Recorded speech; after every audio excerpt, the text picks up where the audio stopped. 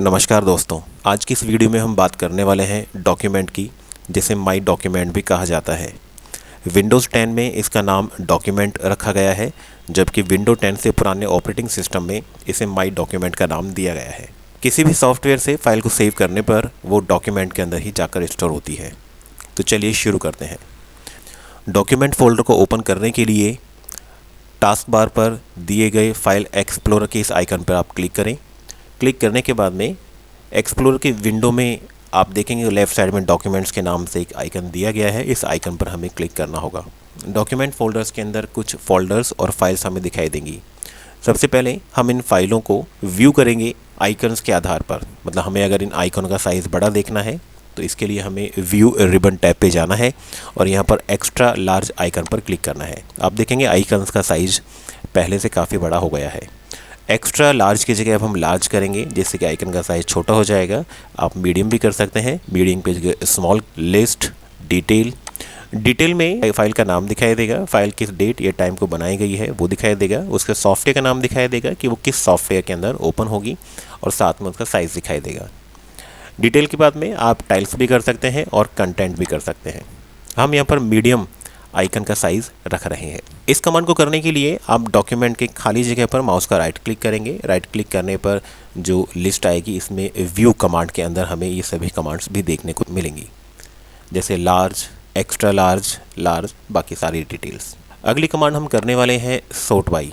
जितनी भी फाइलें यहाँ दिखाई दे रही हैं उन सभी को हम सॉर्ट करेंगे, नेम के आधार पर, टाइप के आधार पर, साइज़ के आधार पर, डेट मॉडिफाई के आधार पर। तो सबसे पहले हम सॉर्ट बाई कमांड के अंदर जाकर नेम वाइज इन सभी फाइलों को या फोल्डर्स को हम अरेंज करते हैं। आप देखेंगे येलो कलर के फोल्डर्स हैं, ये सभी अल्फ़ाबेट के हिसाब से अरेंज हो गए हैं। पहले सी अल्फ़ाबेट आ रहा है, देन नेक्स्ट जो भी अल्फ़ाबेट से फोल्डर बना होगा वो हमें दिखाई देगा यहाँ पर। फिर फाइलें आएंगी यहाँ पर। सबसे पहले ए अल्फ़ाबेट वाली फाइल है, देन ए के बाद में नेक्स्ट अल्फ़ाबेट से जो भी फाइल होगी वो दिखाई देगी। तो अल्फ़ाबेट के हिसाब से ये सभी फाइल्स और फोल्डर्स अरेंज हो जाएंगी, सॉर्ट हो जाएंगी। अगला है डेट मॉडिफाई के नाम से। डेट मॉडिफाई पे क्लिक करने के बाद में सबसे पहले हमें फ़ाइल दिखाई देगी, जो फाइल सबसे लेटेस्ट बनी होगी। आप देखेंगे यहाँ पर डेट मॉडिफाई में यहाँ दिखाई दे रहा है 12/28/2021। तो ये फ़ाइल 28 दिसंबर को बनाई गई है 2:26 पर। अगर एक ही डेट में आपने दो फाइलें बनाई हैं तो टाइम अलग अलग होगा। ये फ़ाइल भी 28 दिसंबर को बनाई गई है, लेकिन 2:25 पर। इसी तरह हम किसी और पुरानी फाइल पे क्लिक करके रखें तो ये फाइल 17 दिसंबर को बनाई गई है, देन नेक्स्ट ये भी 17 दिसंबर को बनाई गई है, लेकिन टाइम अलग अलग होगा यहाँ पर।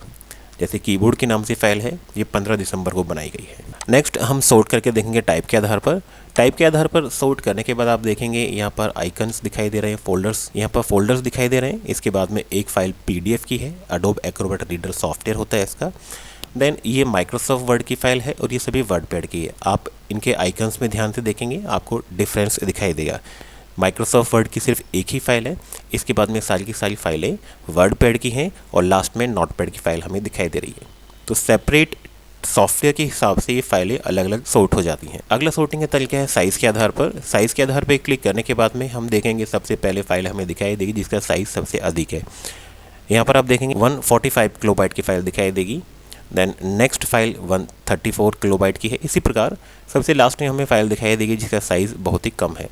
यहाँ पर नोवेल्टी कंप्यूटर नाम से एक फ़ाइल है जो कि 298 बाइट की फ़ाइल, बाइट, किलोबाइट, मेगाबाइट, इस तरीके से इसका ऑर्डर चलता है। ये था सॉर्ट करने का तरीका। सॉर्टिंग करने के बाद में नेक्स्ट यहाँ पर आप देखेंगे आइटम चेक के नाम से दिखाई देगा। अगर आप एक से अधिक फाइलों को एक साथ सेलेक्ट करना चाहते हैं तो उसके लिए हम कीबोर्ड से कंट्रोल बटन भी प्रेस करके एक से अधिक फाइलों को सेलेक्ट कर सकते हैं। दूसरा तरीका आइटम चेक बॉक्सेस के नाम से दिया गया है। इस चेक बॉक्स पे क्लिक करने के बाद में आप किसी भी फाइल के ऊपर माउस पॉइंटर रखेंगे तो उसके लेफ़्ट टॉप में एक चेक बॉक्स दिखाई देगा। आप उस पर क्लिक करेंगे तो वो फाइल भी सेलेक्ट हो जाएगी। अभी हमने 3 फाइल यहाँ पर एक साथ सेलेक्ट की हुई है। तो मल्टीपल फाइलों को सिलेक्शन करने के लिए हम इस चेक बॉक्स का उपयोग कर सकते हैं। अगला चेक बॉक्स है फाइल नेम एक्सटेंशंस। किसी भी सॉफ्टवेयर में जब फाइल को सेव किया जाता है तो फाइल नाम के आखिर में एक नाम और सॉफ्टवेयर के द्वारा जोड़ दिया जाता है जिसे एक्सटेंशन नेम कहा जाता है। एक्सटेंशन नेम की अधिक जानकारी के लिए आप पिछली वीडियोस को देख सकते हैं। तो अभी हमने यहाँ पर file name extension check box पे क्लिक किया। आप यहाँ देखेंगे सभी फाइल के आखिर में एक और नाम और जुड़ चुका है, जैसे RTF, रिच टेक्स्ट फॉर्मेट इसका पूरा नाम है। ये वर्ड पैड की फाइल है। यहाँ पर आप देखेंगे फाइल का नाम कीबोर्ड है, एक्सटेंशन नेम docx है। तो docx extension name Microsoft word की फाइल का होता है। तो इस प्रकार हम किसी भी सॉफ्टवेयर की फाइल का एक्सटेंशन नेम देख सकते हैं। अगला चेकबॉक्स यहाँ पर हिडन आइटम के नाम से दिया गया है। अगर किसी भी फाइल को आप हाइड करना चाहते हैं, आप नहीं चाहते कि आपकी फाइल कंप्यूटर में कोई देखे, तो उसे हिडन करके रखा जा सकता है। हिडन करने के लिए आप फाइल को सेलेक्ट करेंगे यहाँ पर और हाइड सेलेक्टेड आइटम्स कमांड पर क्लिक करेंगे। ऐसा करने पर वो फाइल हिडन हो जाएगी। एक बार फिर से करके देखते हैं हम। फाइल का नाम है XYZ, इसको हमने सेलेक्ट किया और हाइड सेलेक्टेड आइटम कमांड पर क्लिक किया तो आप देखेंगे यहाँ पर XYZ के नाम से जो फाइल दिखाई दे रही थी वो भी हिडन हो चुकी है।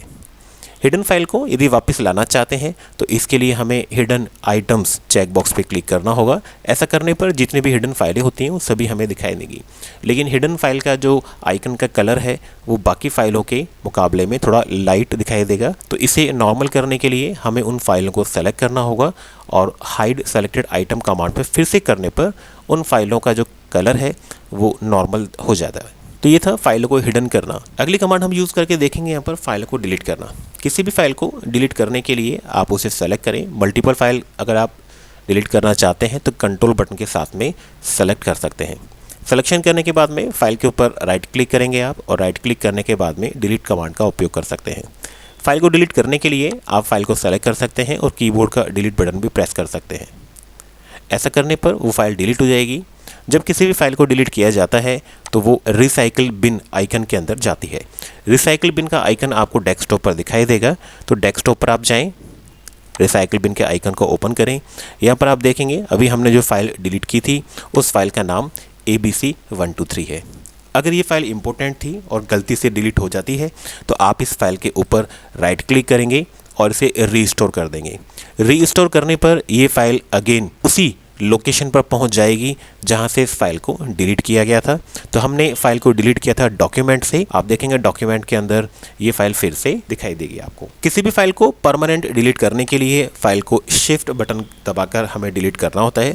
तो आप फाइल को सेलेक्ट कीजिएगा, कीबोर्ड से शिफ्ट बटन को भी प्रेस करके रखना है। शिफ्ट बटन को प्रेस करके रखने पर अगर हम फाइल को डिलीट करते हैं तो वो फाइल परमानेंट डिलीट होती है, रिसाइकिल बिन के अंदर नहीं जाएगी। तो हमने फाइल को डिलीट किया यहाँ पर और डिलीट करने पर एक वार्निंग आपको दिखाई देगी जिसमें लिखा हुआ है कि ये फाइल परमानेंट डिलीट होने वाली है। आप यस करें। यस करने के बाद में माई डॉक्यूमेंट को आप बंद करके या मिनिमाइज़ करें और रिसाइकिल बिन में जाकर देखें क्या फाइल रिसाइकिल बिन के अंदर अभी हमें दिखाई दे रही है। तो आप देखेंगे फाइल परमानेंट डिलीट हो चुकी है, रिसाइकिल बिन में नहीं जाती है। तो किसी भी फाइल को परमानेंट डिलीट करने के लिए उसे शिफ्ट बटन के साथ में डिलीट किया जाता है। अगली कमांड हम करने वाले हैं रीड ओनली एट्रीब्यूट के लिए। अभी हम चाहते हैं कि हमारी फाइल के अंदर कोई पीछे से छेड़छाड़ नहीं कर पाए, तो उसके लिए आप फाइल के ऊपर राइट क्लिक करेंगे और प्रॉपर्टी कमांड पे क्लिक करेंगे। प्रॉपर्टी कमांड ओपन होने के बाद में यहाँ पर एट्रीब्यूट्स के नाम से आपको 2 चेकबॉक्स दिखाई देंगे। हम हिडन पहले ही पढ़ चुके हैं, हमें अभी यूज़ करना है रीड ओनली। अगर आप फाइल को रीड ओनली एट्रीब्यूट सेलेक्ट करके ओके कर देते हैं तो इस फाइल के अंदर एडिटिंग नहीं की जा सकती, और यदि एडिटिंग करेंगे हम तो फाइल के अंदर सेव नहीं हो पाएगा। तो चलिए करके देखते हैं। ये फाइल माइक्रोसॉफ्ट वर्ड की है जो कि ओपन हो चुकी है। हमने यहाँ पर ऊपर दिए गए एक सेंटेंस को सेलेक्ट किया और सिलेक्शन करने के बाद में इसे अंडरलाइन, बोल्ड और कलर कर दिया। फाइल के अंदर बदलाव करने के बाद में अगर हम इस फाइल को सेव करना चाहें तो आप देखेंगे जब हम फाइल मेनू में जाकर इसे सेव कमांड पे क्लिक करते हैं तो सेव एज की विंडो खुलती है। सेव एज की विंडो 2 ही कंडीशन में खुलती है, या तो आपकी फ़ाइल नई हो या फिर किसी भी पुरानी फ़ाइल की आपको कॉपी बनानी हो।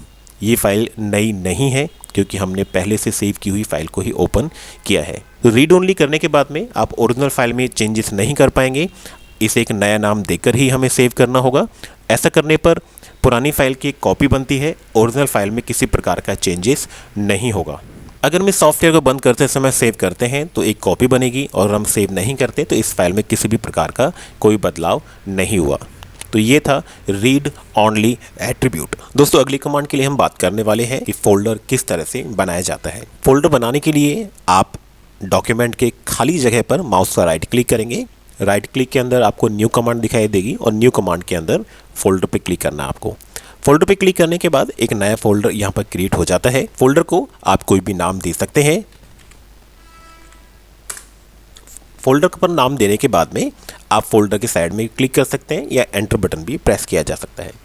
फोल्डर को कंटेनर के नाम से भी जाना जाता है और एक से अधिक फाइलों को एक ही जगह स्टोर करने के लिए हम फोल्डर बनाकर उपयोग करते हैं। काफ़ी फाइलें यहाँ पर दिखाई दे रही हैं हमें, तो अगर आप इन फाइलों को सेलेक्ट करके नोवेल्टी फोल्डर के अंदर डालना चाहते हैं तो उसके लिए हमें कॉपी और पेस्ट करना होगा। मल्टीपल फाइलों को सेलेक्ट करने के लिए हमें कीबोर्ड से कंट्रोल बटन प्रेस करना होगा। तो चलिए करके देखते हैं हम। तो अभी यहाँ पर कुछ फाइलें मैंने सेलेक्ट की और सिलेक्शन करने के बाद में हम देखेंगे यहाँ पर 3 आइटम सेलेक्टेड लिखा हुआ है। 3 फाइल्स हमने सेलेक्ट की हैं।